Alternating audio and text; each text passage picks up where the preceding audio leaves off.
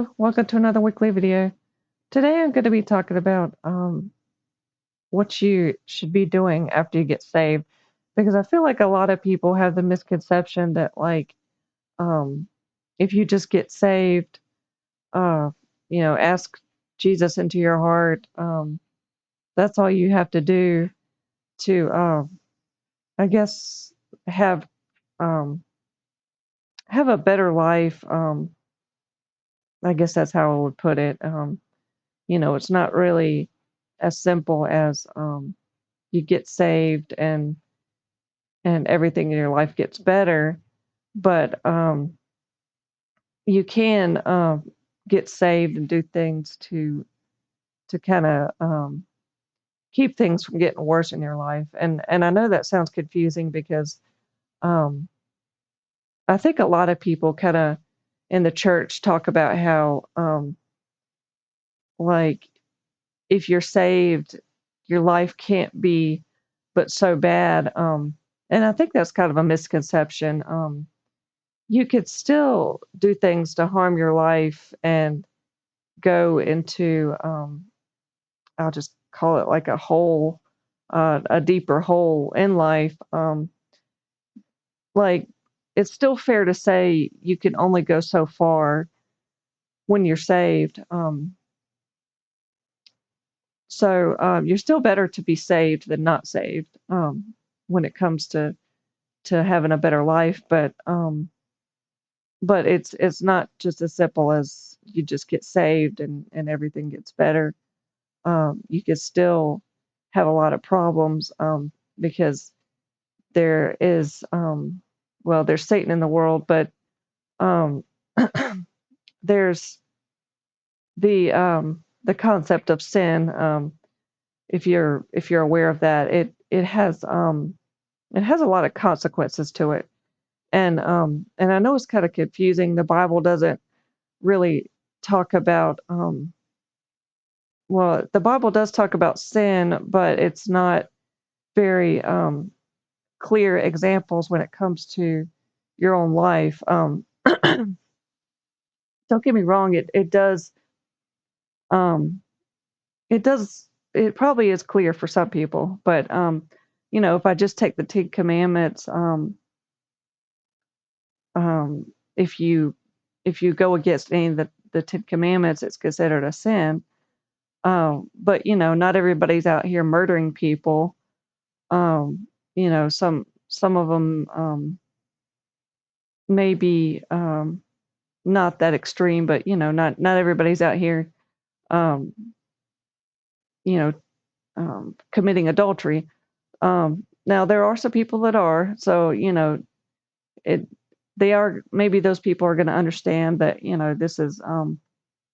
this is a sin to break the commandments, but um, the the sins that happen in our lives sometimes are not um, as clear as they are in the Bible. So I've seen the Bible talk about hatred um, and I think envying things from your neighbor and things like that. Those are sins. But the bigger focus would probably be the consequence to the sin. That's what's going to put you down a path that goes against God. There are a lot of things that we do in life that can cause um, problems within ourselves, um, like if I cuss somebody out, that could give me guilt and shame, and if I don't find a way to take care of those feelings, like get them lifted off of me, um, I can actually physically be sick. Like your body will sometimes respond um, to certain feelings that you have. Like if you have a lot of guilt, your tissues and things inside of your body will actually respond negatively to it, and that's how you get sick and stuff. Um, don't get me wrong, I mean, genetics still plays a part. I'm not saying it doesn't, but um, I've seen a lot of sickness in myself come from just having too much stress. That's what I call it. Stress, I would just say, is a lot of bad feelings, guilt, shame, anger, um, internal pain. Having all that stress inside causes your body to react badly, which leads to sickness. Physical sickness, mental sickness. You can get depressed, all kinds of things like that, and so we have to be careful with our sins and the consequences of them. Um, like I said, if I cuss somebody out, I can go to God and ask for forgiveness. Sometimes the consequence of the sin is so extreme that um, you may need to go to the person and ask for forgiveness. Um, I've seen several situations like that.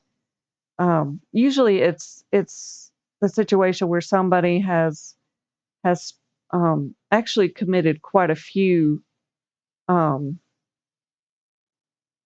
I guess. Um, Sorry, I'm trying to think of the word. Um, Quite a few inappropriate things with that person.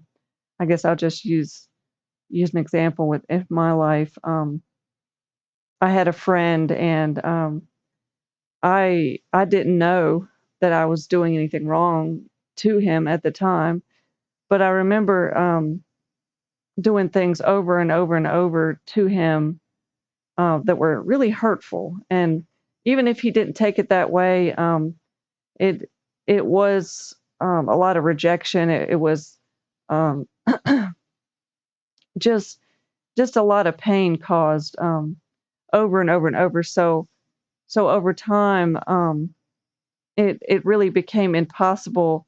Well, not impossible. There were just so many acts that happened that I couldn't